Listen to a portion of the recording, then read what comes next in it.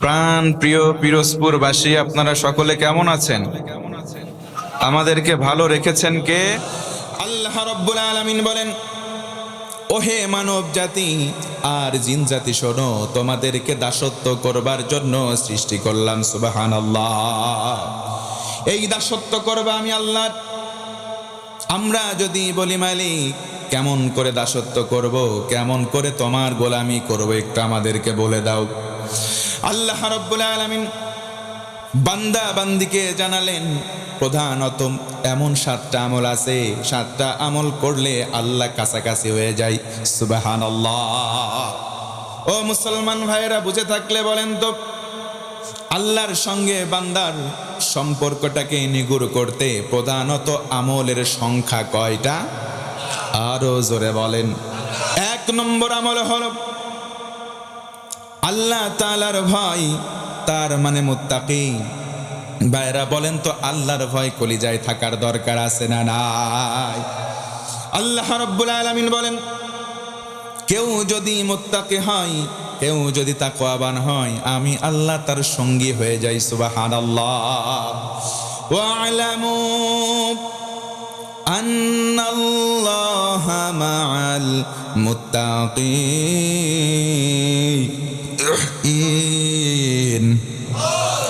ওয়া'লামু, আমার আল্লাহ ডেকে ডেকে বলেন, গোলাম তোমরা জেনে রাখো, শুনে রাখো, আন্নাল্লাহা, নিশ্চয় আমি আল্লাহ, মা'আল মুত্তাকিন, মুত্তাকির সঙ্গী হয়ে যাব। সুবহানাল্লাহ। আমরা যদি প্রশ্ন করি, আল্লাহ বলো তো কেমনে সঙ্গী হবা, আমার আল্লাহ যেন জানায় দেন, নবীজির জীবদ্দশায় তোমরা তাকাও। নবীজি আমার কোরআন হাতে নিলেন, মানুষের মাঝে প্রচার শুরু করলেন। এমত অবস্থায় আল্লাহ নবীর সাহাবী আবু বকর সিদ্দিক ইসলাম কবুল করলেন। সুবহানাল্লাহ। হযরতে আবু বকর একজন ব্যবসায়ী ছিলেন, ধনাঢ্য একজন ব্যবসায়ী। তিনি তার সমুদয় সম্পদ একত্রিত করলেন, নবীজির দরবারে গিয়ে ইসলামের জন্য সবকিছু দান করে দিলেন। নবীজিকে বললেন, মুহাম্মদ, ইসলামের জন্য নিবেদিত হলাম, আল্লাহর মহাব্বত কলিজায় লালন করলাম, আমার সকল সম্পদ দিয়ে দিলাম। সুবহানাল্লাহ। আল্লাহর নবীর সাহাবী আবু বকর ইসলামের জন্য সব দান করলেন। এমত অবস্থায় তিনি দিন এনে দিন খাওয়া শুরু করলেন। সকালবেলা বের হয়ে চলে যান, সারাদিন তিনি কর্মসংস্থানে থাকেন, আবার সন্ধ্যায় ফিরে আসেন। ও মুসলমান বলেন, সারাদিনের শ্রমিক মানুষ আমাদের সমাজে দু একটা আছে না নাই? আমার নবীজি বলেন, আল কাসিবু হাবিবুল্লাহ, যারা কাজ করে খায় তারা হলো আল্লাহর বন্ধু। পড়েন সুবহানাল্লাহ। হযরতে আবু বকর একদিন বাড়ি থেকে বের হলেন, কিছু দূর বের হয়ে চলে গেলেন। একজন ইহুদি পেছন দিক থেকে দৌড়ে এসে বলে, আবু বকর একটু দাঁড়া, কথা আছে। হযরতে আবু বকর দাঁড়িয়ে গেলেন, ইহুদি সামনে চলে আসলো, ডেকে বলে, আবু বকর দাঁড়া, একটা গুরুত্বপূর্ণ কথা আছে, শোন। কি কথা? আবু বকর বললেন, কি কথা বলো। ইহুদি ডেকে বলে, আবু বকর, আজকের দিনে বললাম তুই হলি ফকির, তোর কিছুই নাই। জোরে কর নাউযুবিল্লাহ। ইসলামের জন্য দান করলে সে কি ফকির হতে পারে? হযরতে আবু বকর হাসি দেন, সেখান থেকে চলে গেলেন। আবার যখন দ্বিতীয় দিন আবু বকর বের হলেন, আবার পেছন দিক থেকে ইহুদি চলে আসলো, এসে বলে, আবু বকর শোনো, আজকের দিনেও বললাম তুমি বেটা নিঃস্ব, তুমি হলা ফকির। জোরে কর নাউযুবিল্লাহ। হযরতে আবু বকর রাগ করেন নাই, হযরতে আবু বকর মুস্কি হাসি দিলেন, সেখান থেকে চলে যায়। আবার তৃতীয় দিন যখন হয়ে গেল, আবু বকর বের হলেন, ইহুদি আবার এসে দাঁড়ালো, ডেকে বলে, আবু বকর, ও আবু বকর দাঁড়াও, আজকের দিনে বললাম আংতা ফকির, তুমি হলা ফকির। আবু বকর মুস্কি হাসি দেয়। সুবহানাল্লাহ। হযরতে আবু বকর মুস্কি হাসি দেয়, চলে যায়। ইহুদি আবার ডেকে বলে, আবু বকর দাঁড়া, তুই যেমন ফকির, তোর বাবাও ফকির, তোর দাদা 14 বংশের সবাই ফকির। নাউযুবিল্লাহ। হযরতে আবু বকর আবার হাসি দেয়। ও মুসলমান, শিক্ষা নেন, আমাদের খাসলত হবে এমন, কেউ গালি দিলে আমরা গালি দেব। কুকুরের স্বভাব যদি কামড় দেওয়া হয়, আমরা কুকুরকে কামড় দিতে পারি? এই জন্য মুসলমানদের খাসলত হবে এমন, হযরতে আবু বকর গালি খাওয়ার পরেও গালি দেয় নাই, মুস্কি হাসি দিয়েছে। একবার বলেন সুবহানাল্লাহ। কেউ যদি আমাদেরকে আজে বাজে ভাষা প্রয়োগ করে, আমাদেরকে যদি বলে মৌলবাদ, যদি বলে রাজাকার, আমরা পাল্টা উত্তর দেব না, কারণ আমরা জানি তারা কুকুর। কথা বলেন ঠিক কিনা? মুসলমানদের স্বভাব, কুকুরকে কখনো কামড় দিতে যাব না। ও মুসলমান, হযরতে আবু বকর মুস্কি হাসি দেয়, সেখান থেকে চলে যাওয়া আরম্ভ করেছে। আবার ইহুদির সামনে গিয়ে দাঁড়ায়। আবু বকর দাঁড়া, তুই যেমন ফকির, তোর বাপ দাদা 14 বংশের সবাই যেমন ফকির, আজকের দিনে বললাম তোর আল্লাহ ফকির। নাউজুবিল্লাহ। হযরতে আবু বকর তিন দিন হাসি দিয়েছেন, কিন্তু আজকের দিনে হাসি নাই। চোখ দিয়ে সঙ্গে সঙ্গে দর করে পানি পড়ে গেছে। জোরে কোন আল্লাহু আকবার। হযরতে আবু বকর ইহুদির দিকে ফিরে চাইলেন, বললেন, কি বললি তুই? বাম হাত দিলেন, কলারটা চেপে ধরে ডান হাত উঁচু করে একটা চর মেরেছে জায়গায়। ইহুদি অজ্ঞান। জোরে কোন আল্লাহু আকবার। মুসলমান সহজে কাউকে কিছু বলবে না, কিন্তু যদি একবার বলে আব্বা বলে ডাকবা, এই টাইম মুসলমান তোমাদেরকে দেবে না। কথা বলেন ঠিক কিনা? আমাদেরকে গালি দাও, আমরা কিছুই বলবো না। বাপদাদা 14 বংশরে গালি দাও, কিছুই বলবো না। কিন্তু আমার আল্লাহ, আমার রসুল, আর 3 নম্বর হলো কোরআন, এই 3টা আমাদের কলিজা। কথা বলেন ঠিক কি? এই 3টার দিকে তাকাবা না, চোখ থাকবে না। বাপ বলে ডাকার টাইম আমরা দেব না। কথা বলেন ঠিক কি না? হযরত আবু বকর নরম সাহাবী, একবার যখন গরম হলেন, একটা চর মেরেছে জায়গায়। ইহুদি অজ্ঞান। আরেকবার আল্লাহু আকবার। হযরত আবু বকর চলে গেলেন কাজের সন্ধানে। কষ্ট হচ্ছে ভাই? আলোচনা কি চলবে? আমার বন্ধুগণ মনোযোগ বাড়ায় দেন। আবু বকর কর্মসংস্থানে চলে গেলেন। অনেক লম্বা সময় ইহুদির জ্ঞান ফিরে আসলো। গুটি গুটি পায়ে নবীর দরবারে চলে গেল। ও মুহাম্মদ, তোমার সাহাবী আবু বকর আমাকে এমন একটা চর মেরেছে, জায়গার মধ্যে অজ্ঞান হয়ে পড়ে গেলাম।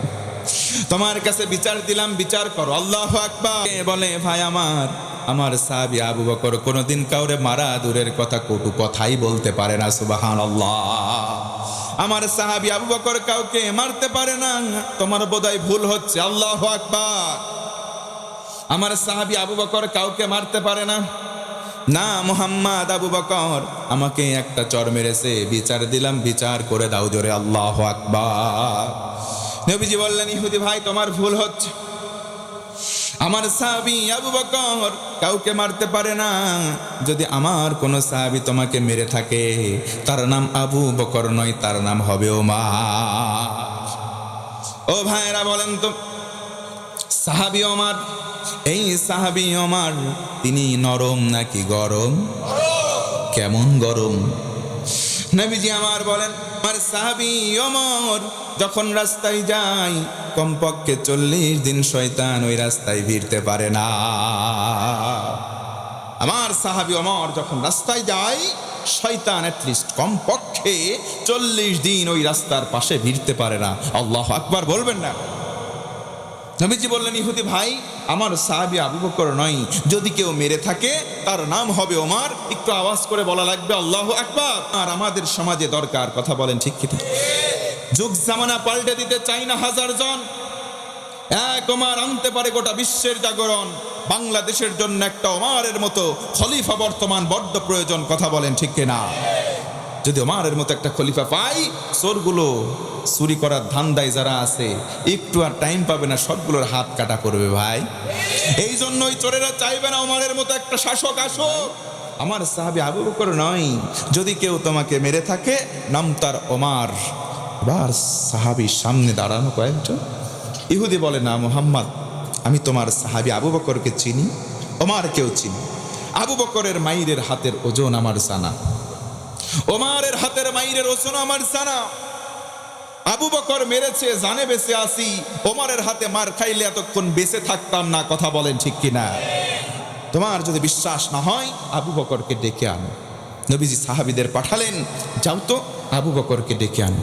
ডেকে আনা হলো, আবু বকর এই আমার ইহুদিকে একটা মেরেছো? না ইয়া রাসূলুল্লাহ, একটা মেরেছি, আমার জন্য নয়। 3 দিন আমারে গালি দিয়েছে, কিচ্ছু বলি নাই। আজকের দিনে আমি কলিজা দিয়ে যারে মহাব্বত করি সেই আল্লাহরে গালি দিয়েছে, আমি আবু বকর সেরে কথা বলি নাই, একটা চর মেরেছি। জোরে কোন আল্লাহু আকবার।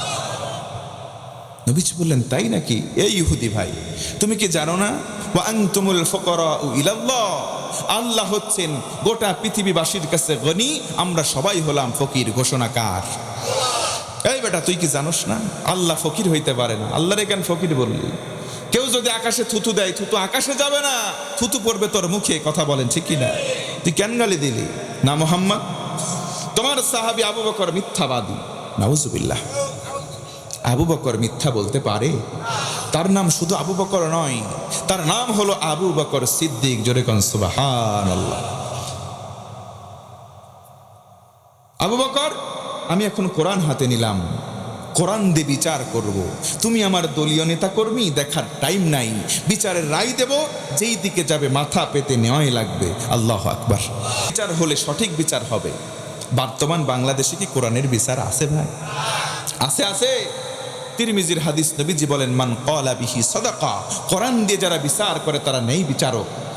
মান ক্বালা বিহি সাদাকা, যারা কোরআন দিয়ে কথা বলে সত্যবাদী। ওমান হাকামা বিহি আদালা, কোরআন দিয়ে যারা বিচার করে তারা নেই বিচারক। আল্লাহু আকবার। কোরআনের বিচার বর্তমানে নাই, কোরআনের বিচার বর্তমানে নাই। নবীজি বলেন, আমি কোরআন হাতে নিলাম, বিচার করব। তুমি মেরেছো, স্বীকার করেছো, এজন্য ইহুদির সাক্ষীর দরকার নাই। তুমি আবু বকর একটা সাক্ষী নিয়ে আসা লাগবে। তোমাকে যদি নির্দোষ প্রমাণ করাতে চাও, একটা সাক্ষী নিয়ে আস। আবু বকর বললেন, ইয়া রাসূলুল্লাহ, এই 2 জন বাদে আমরা তো আর কেউ ছিলাম না, অতএব আমি আবু বকর কোনো সাক্ষী আনতে পারবো না। আবু বকর, তুমি যদি সাক্ষী আনতে ব্যর্থ হও, তাহলে কিসাসের বিধান অনুযায়ী একটা চর মেরেছো, একটা চর তোমার খাওয়া লাগবে। সোজা হয়ে দাঁড়াও। নাউজুবিল্লাহ। আবু বকর দাঁড়ালেন, ইহুদি দাঁড়ানো। ইহুদি, তুমি যেই গালে চর খেয়েছো, আবু বকরকে ওই গালে একটা চর মারো। হযরতে আবু বকরের চোখ দিয়ে দরদর করে পানি। অবনত চিত্তে দাঁড়িয়ে আছেন, আল্লাহকে ডেকে ডেকে বলেন, রব্বুল আলামিন, তোমার মুহাব্বতে একটা চর মেরেছি, আমি আমার স্বার্থে মারি নাই, তোমার কাছে বিচার দিলাম। আল্লাহ, সঠিক বিচারটা তুমি করো। জোরে কোন সুবহানাল্লাহ। ইহুদির মুখে হাসি, চর মারবে, হাত উঁচু করেছে। অন্তিম লগ্নে আমার আল্লাহ তো বসে নাই। আরশে আসিম থেকে জিবরিল আমিনকে ডেকে বলে, জিবরিল, তাড়াতাড়ি হাবিবের কাছে যাও, সূরা আলে ইমরান 181 নম্বর আয়াত নাসিল করো। এক মুহূর্ত সময় দেরি করবা না, সঙ্গে সঙ্গে গিয়ে শাস্তিটা বন্ধ করো। আল্লাহু আকবার। আয়াত নাজিল হয়ে গেল। নবীজি বললেন, খামোশ, ইহুদি দাঁড়া, মারার কোনো ইখতিয়ার তোর নাই। আবু বকরের পক্ষে দুনিয়ার কোনো সাক্ষী নাই। আমার আল্লাহ আরশে আজিম থেকে আবু বকরের পক্ষে সাক্ষী দিয়ে দেয়। আল্লাহু আকবার। দুনিয়াতে যার কেউ নাই, কে আছেন? জোরে বলেন না, কে আছেন? তা এই জন্য ইসলামী আন্দোলনের কর্মীগুলো ফাঁসির রায় হয়ে যায়, সামনে দড়ি ঝুলতেছে, হাসতে হাসতে জীবন দেয়, বাতিলের কাছে মাথা নত করে না। কথা বলেন ঠিক কিনা? তাদের সাথে আছেন কে? 1 নম্বর আমল হলো আল্লাহ তাআলার ভয়। ও মুসলমান, আল্লাহকে ভয় করার দরকার আমাদেরও আছে না নাই? আল্লাহর সঙ্গে সম্পর্ক করতে চাই, 1 নম্বর তাকওয়া, 2 নম্বর ভরসা করব একমাত্র রবের প্রতি। তিনি কে? অন্য কোন খাসা বাবার প্রতি ভরসা করব না, কোনো পীরের কাছে যাব না, কোনো কবরের কাছে নয়। একমাত্র ভরসার স্থল হচ্ছেন আল্লাহ। জোরে কর ইনশাআল্লাহ। 3 নম্বর হলো ইখলাস, হলো অন্তর বানাবো, অন্তরটাকে স্বচ্ছ বানাবো। নবীজি বলেন, আখলিস দীনাক ইয়াকফিকাল আমালুল কলিল। তোমার অন্তরকে তুমি স্বচ্ছ বানাও। অল্প আমল যদি হয়, নাজাতের জন্য আল্লাহ তাআলা যথেষ্ট বানায় দেবেন, জান্নাতি বানাবেন। সুবহানাল্লাহ। 4 নম্বর হলো নামাজ। ও মুসলমান ভাইরা, আমি জানতে চাই দৈনন্দিন কয় ওয়াক্ত নামাজ ফরজ? আরো জোরে বলেন। এই 5 ওয়াক্ত নামাজ ফরজ। অনেকে নামাজ পড়ে না, কিন্তু 5 শ্রেণীর মুসল্লি এই জায়গার মধ্যে আছে। 1 নম্বর মুসল্লির নাম হলো শুকুর আলী। সারা সপ্তাহ নামাজ নাই, শুধু জুমার নামাজে যায় শুক্রবারে। আছে না নাই? 2 নম্বর রমজান আলী, রমজান মাসে যায় তাদের জ্বালায় নিয়মিত মুসল্লিরা সামনের কাতারে জায়গা পায় না। 3 নম্বর হলো বরাত আলী, সবে বরাতের রাত্রিতে যাই। 4 নম্বর হলো কদর আলী, 5 নম্বর ঈদ আলী। এমন মুসল্লি আছে না? না, এর থেকে ওঠো না। তুমি রাত্রি শুয়ে যাও, ওঠো যখন হয় বেলা 10টা 11টা বাজে, নামাজ তুমি পড়ো না। সাবধান, তুমি মনে রাখবা, তোমার যদি ঘুম ভাঙে তবেই হবে সকাল, ঘুম যদি না ভাঙে হবে পরকাল। কথা বলেন ঠিক কিনা? এই জন্য নামাজ আমরা ছেড়ে দেব। অনেক মুরব্বী আছে এমন, যদি বলেন মাগরিবের নামাজ কয় রাকাত, মুরব্বী বলবে বলতে পারি না। যদি বলা হয় মুরব্বী শুনলাম বিলের মাঠে জমি আছে আপনার, বলে আছে মানে দাগ নাম্বার এত, পরসা নাম্বার এত, খতিয়ান নাম্বার এত, মুখস্থ এবং ঠোঁটস্থ বলে দেয়। এমন মুরব্বী 2-1টা এই জেলায় আছে না? না। আমি তাদেরকে বলবো মুরব্বী মুরব্বী, থামার সময় হয়েছে, নামাজ ধরার সময় হয়েছে। কারণ নামাজ যদি না ধরো জান্নাত যাওয়া তোমার জন্য সম্ভব হবে। নবীজি বলেন মিফতাহুল জান্নাতিস সালাহ, জান্নাতে তালা লটকানো, ওই তালার চাবির নাম হলো নামাজ। আমরা সবাই নামাজ পড়ব দৈনন্দিন জীবনে, জোরে বলেন কয় ওয়াক্ত? আল্লাহ তাআলা আমাদের 5 ওয়াক্ত নামাজি বানান, জোরে কোন আমিন। কিয়ামতের দিন মুসিবতের সময় নামাজের হিসাব সবার আগে দেওয়া লাগবে। আল্লাহু আকবার। ও মুসলমান ভাইরা আমার, আল্লাহ তাআলা বলেন জান্নাতি মানুষগুলো জান্নাতে, জাহান্নামী মানুষগুলো জাহান্নামে চলে গেল। ফি জান্নাতি ইয়াতাসাআলুন আনিল মুজরিমিন মা সালাকাকুম ফি সাকার ক্বালু লাম নাকু মিনাল মুসাল্লিন। জান্নাতীরা জাহান্নামীদেরকে জিজ্ঞাসা করবে, ও ভাইরা বলো আজকে জাহান্নামে কেন আসলা? তারা বলবে নামাজ পড়ি নাই, এই কারণে জাহান্নামে আসলাম। এই জন্য আমরা জানতে চাই, ও মুসলমান, নামাজ ধরার দরকার আছে না নাই? কয় ওয়াক্ত? আরো জোরে বলেন। আল্লাহর সঙ্গে সম্পর্ক বাড়াতে সর্বমোট আমল কয়টা? 1 নম্বর ভয় করব কারে? 2 নম্বর ভরসা করব কার প্রতি? অন্তরকে সাদা রাখবো। 4 নম্বর নামাজ আদায় করব। 5 নম্বর দ্বীনের দাওয়াত দেব। কিসের দাওয়াত? দ্বীনের দাওয়াত দেওয়ার মাধ্যম হচ্ছে কোরআন। নবীজি বলেন তাআল্লামুল ফারাইদ ওয়াল কুরআন ওয়া আল্লিমুহান নাস ফাইন্নী মাকবুজ। কোরআন শিক্ষা নিজে করো, ফারায়েজ শিক্ষা নিজে করো, অন্যদেরকে শিক্ষা দাও, কারণ আমি রাসূল চিরকাল থাকব। আল উলামা ওয়ারাসাতুল আম্বিয়া, নবীগণ হচ্ছে চলে গিয়েছেন আর রেখে গিয়েছেন যাদের, তাদের নাম আলেম ওলামা। বললেন আলেম ওলামা নবীদের ওয়ারিস। জোরে কোন সুবহানাল্লাহ। তার মানে কোরআন আল কারীম শুধু নয়, নবীজি বলেন বাল্লিগু আন্নি ওয়ালাউ আয়া, একটা আয়াত যদি আমি রাসূল থেকে শোনো। আল্লাহর একজন একনিষ্ঠ বান্দা ছিলেন আহমদ ইবনে হাম্বল। রাস্তা দিয়ে একদিন হেঁটে যাচ্ছেন, এশার নামাজের রক্ত এক মসজিদে ঢুকলেন।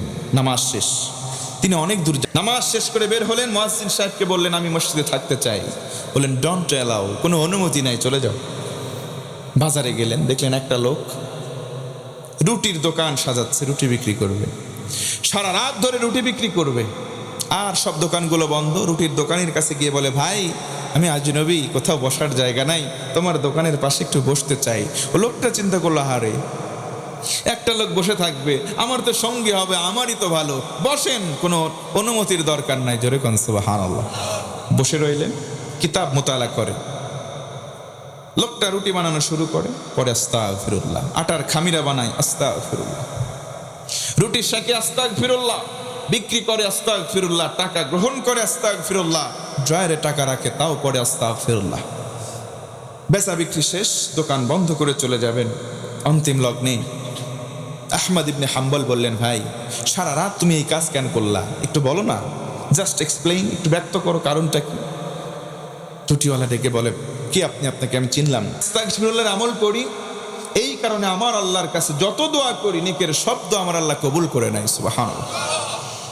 জীবনে আমার একটাই ব্যথা, দুঃখ, বেদনা, একটা দোয়া এই পর্যন্ত আমার কবুল হয় নাই।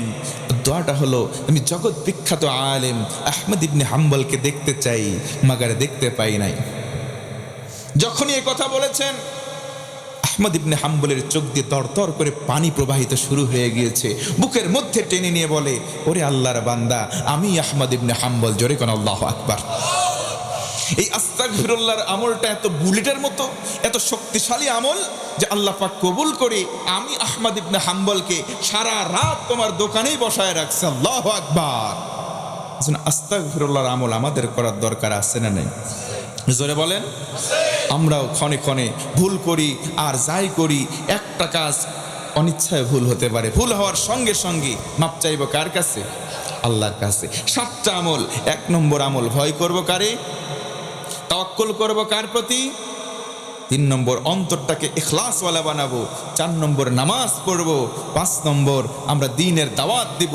6 নম্বর, হালাল হারামকে বেঁচে চলবো। আর 7 নম্বর, সব সময় মাপ চাইব কার কাছে? মা বোনেরা কি আছেন? আমার কথা শুনতে পাচ্ছেন? বসার জায়গা? মা বোনদের জন্য আমি 5টা আমলের কথা বলে যাই। নবীজি বলেন, আমরা সবাই জান্নাত প্রত্যাশা করি, কিন্তু জান্নাত 5 শ্রেণীর মানুষকে প্রত্যাশা করে। সুবহানাল্লাহ। 1 নম্বর, আমার মা বোনেরা মনোযোগ বাড়ান, পর হচ্ছে হাফিজুল লিসান, যারা নিজেদের জবানকে সংরক্ষণ করবে, যারা অযথা কথা বলবে না। আজকে কথা বলতে গেলে গীবত শিকায়েত সমাজের মধ্যে বেড়ে গেছে। ও আমার মা বোনেরা, বেশি বেশি গীবত করবেন না। এক কথায় মান সামাতা নাজা। নবীজি বলেন, যে চুপ থাকবে আল্লাহ পাক তারে নাজাত দেবেন। সুবহানাল্লাহ। নবীজি অন্য হাদিসে বলেন, আমার কোন উম্মতি যদি 2টা ইন্দ্রিয়ের হেফাজত করতে পারে, জামানত দিতে পারে, 1 এই জবান জিহ্বা, 2 লজ্জাস্থান, এই 2-এর সংরক্ষণাবেক্ষণের হেফাজত দিতে পারলে আমি রাসূল তার জামিনদার হয়ে জান্নাতে নিয়ে যাব। সুবহানাল্লাহ। 2 নম্বর, তালিল কোরআন, বেশি বেশি কোরআন তেলাওয়াতকারী হতে হবে। আজকে জবান দিয়ে আমাদের গান বের হয়, কিন্তু কোরআন তেলাওয়াত বের হয় না। 3 নম্বর, ক্ষুধার্তকে খাদ্য দিবেন। মা বোনেরা বাসায় থাকেন, পুরুষরা আমরা অনেকে বাড়িতে থাকি না, কেউ সাইল এসে হাত পাতলে তার হাত আপনি ফিরিয়ে দেবেন না, সামর্থ্য অনুযায়ী, অ্যাবিলিটি অনুযায়ী তাকে দান করবেন, ইনশাআল্লাহ। 4 নম্বর, বস্ত্রহীনকে আপনি সামর্থ্য অনুযায়ী বস্ত্র দিবেন, পোশাক দিবেন। আর 5 নম্বর, মান সাল্লা আলা হাবিবির রহমান, বেশি বেশি নবী পাকের উপরে দুরূদ শরীফ পাঠ করবেন, ইনশাআল্লাহ। দুরুদের মধ্যে শ্রেষ্ঠ দুরুদ হচ্ছে দুরুদে ইব্রাহিম। আর যদি না পারেন, আপনার জন্য সংক্ষিপ্ত দুরুদ হচ্ছে সাল্লাল্লাহু, সবাই পড়েন মাশাআল্লাহ। এই 5টা আমল করনেওয়ালাদেরকে জান্নাত ডাকতে থাকবে, বলবে, আসো আমার ভিতরে, আসো আমার মধ্যে, আসো আমার মধ্যে। জোরে কোন সুবহানাল্লাহ। নবীজি নিজে বলেছেন। এজন্য আমি জানতে চাই, শেষ কথার দিকে চলে আসছি, নবী মহাব্বত, নবীর প্রতি ভালোবাসা থাকার দরকার আমাদের আছে না নাই? আমার ভাইয়েরা, শেষ কথা মনোযোগ বাড়ায় দেন।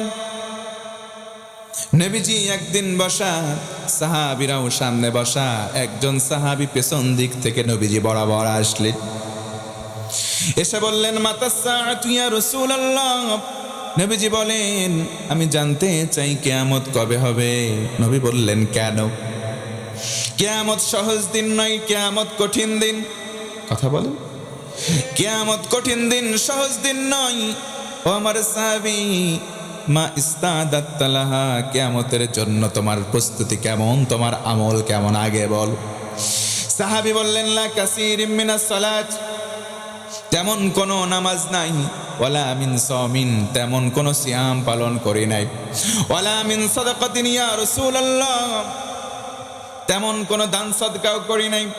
নবীজি বললেন, সাহাবী, কিয়ামতের দিনটা এত কঠিন, সেদিনের ব্যাপারে আমার আল্লাহ কোরআনের মধ্যে বলেন, আল ইয়াউমা নাখতিমু আলা আফওয়াহিহিম ওয়া তুকাল্লিমুনা আইদিহিম ওয়া তাশহাদু আরজুলুহুম বিমা কানু ইয়াকসিবুন।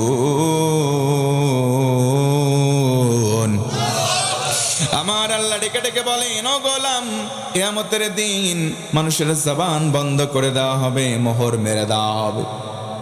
মানুষের হাতের জবান খুলে যাবে, মানুষের পক্ষে কথা বলবে হাত, আর পা দুইটা সাক্ষী প্রদান করবে, পাপ করেছো না পুণ্য করেছো সব বলে দেবে।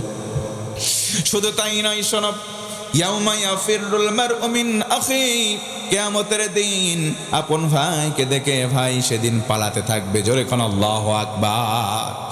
আপন মা তার সন্তানকে দেখে পালাবে, স্বামী তার স্ত্রীকে দেখে পালাবে। ও মুসলমান, জানতে চাই বলেন তো দিনটা সহজ না কঠিন?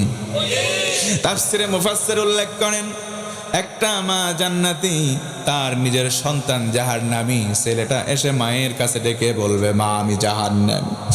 ও আমার মা, কত কষ্ট করলাম, আজকের দিনে আমি জান্নাতে চাই, তুমি কি চাও না? ও আমার মা, আমি তো জাহান্নামে, একটা নেকির বড্ড অভাব, আমাকে একটা নেকি দাও, আমি জান্নাতে যাই। মা ডেকে বলবে, আপনি কি? আপনাকে চিনলাম না। দুনিয়াতে সন্তান কিসের? আমারও তো বিয়েই হয় নাই। আল্লাহু আকবার। অথচ এই মা আমার আল্লাহ বলেন, ওয়াহনান আলা ওয়াহান, কষ্টের পরে কষ্ট স্বীকার করেছে, 10 মাস 10 দিন গর্ভে ধারণ করেছে। এই জন্য কবি বলেন, মায়ের কান্দন যাবজ্জীবন। কথা বলেন ঠিক কিনা? মায়ের কান্দন যাবজ্জীবন, 2-4 মাস বোনের কান্দন রে, ঘরের পরিবারের কান্দন 2-4 দিন পর থাকে না। গর্ভধারিণী মা, কপাল পোড়া হয় আমার জন্মদাত্রী মা। কথা বলেন ঠিক কিনা? সেই দিন মা ডেকে বলবে, কে আপনি? আপনাকে আমি চিনলাম না। দুনিয়ায় সন্তান দূরের কথা, আমি তো কুমারী ছিলাম, আমার বিয়ে হয় নাই। আল্লাহু আকবার। নবীজি বললেন, সাহাবী তুমি কি জানো না, মা সেদিন সন্তানকে ভুলে যাবে, সেদিন কেউ কারো হবে না। আল্লাহু আকবার।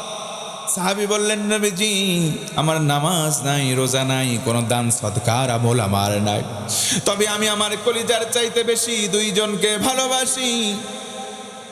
ইন্নী উহিব্বুল্লাহ ওয়া রাসূলাহু, ওগো নবী, আল্লাহ এবং রাসূল আপনাকে আমি আমার নিজের চাইতেও বড্ড বেশি ভালোবাসি।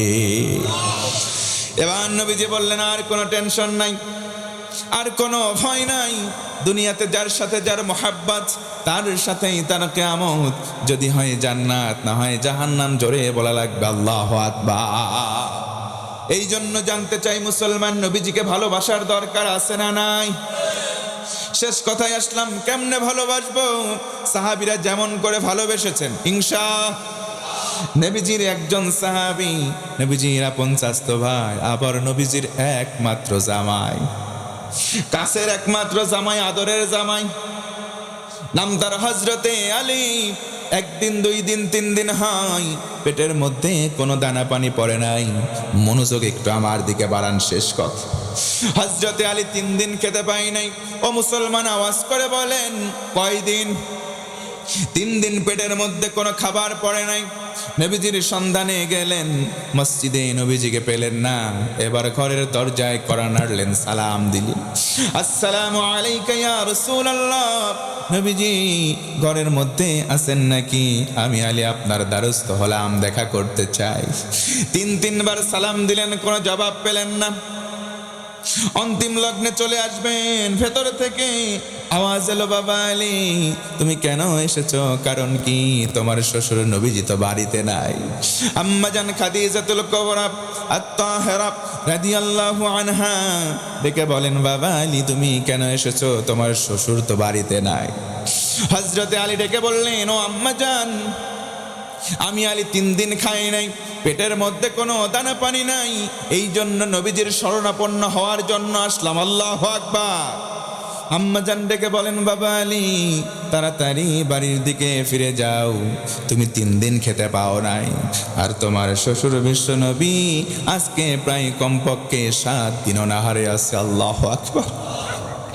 আজকে সকালবেলা ক্ষুধার যন্ত্রণা সহ্য করতে না পেরে পাথর পেটের সঙ্গে নিয়ে একটা রশি দিয়ে বেঁধে কোথায় যেন চলে গেছে। বাবা আলী তাড়াতাড়ি বাড়ি ফেরত যাও, তোমার শ্বশুর তোমাকে খাবার দিতে পারবে না। হযরতে আলী ডেকে বললেন, ও আম্মা জান, আমি তো খাবার চাইতে আসি নাই, আমি নবীজিকে দেখতে আসলাম। আমি আলীর যখন ক্ষুধা লেগে যায় রসুলের শরণাপন্ন হয়ে সামনা সামনি যাই, নবীজির চেহারা মোবারক আমি একবার দেখি, সঙ্গে সঙ্গে আম্মা জান আমার 3 দিন 4 দিনের থাকা পেটের ক্ষুধা পর্যন্ত সঙ্গে সঙ্গে নিবারণ হয়ে যায়। আমি রসুলের কাছে খাবার চাইতে আসি নাই, আমি রসুলের চেহারা মোবারক দেখতে আসলাম। আহলে সুফার যতজন সাহাবী সবাই ক্ষুধার্ত হতেন, যখন নবীজির শরণাপন্ন হয়ে চেহারা মোবারক দেখলেই ক্ষুধা নিবারণ হয়ে যেত। নবীজিকে কেমন মহব্বত করতেন, নবীজিকে কেমন করে ভালোবাসতেন।